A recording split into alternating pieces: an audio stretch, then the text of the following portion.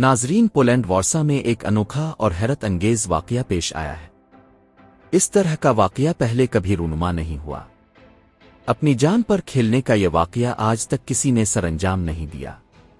یہ سب کیسے ہوا ہے، اب سب کچھ سٹیزن ٹاورسٹ ٹی وی میں جان سکیں گے۔ جن دوستوں نے ابھی تک میرا یہ چینل سبسکرائب نہیں کیا وہ سبسکرائب کر دیں تاکہ میری ہر آنے والی ویڈیو آپ کو بر وقت مل سکے۔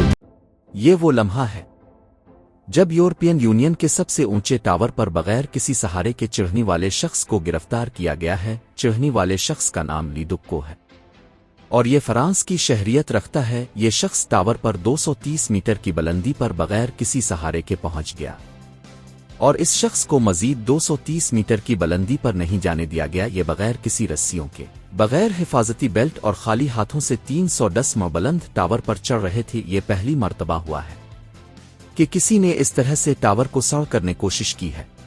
جن دوستوں نے ابھی تک میرا یہ چینل سبسکرائب نہیں کیا وہ سبسکرائب کر دیں تاکہ میری ہر آنے والی ویڈیو آپ کو بر وقت مل سکے۔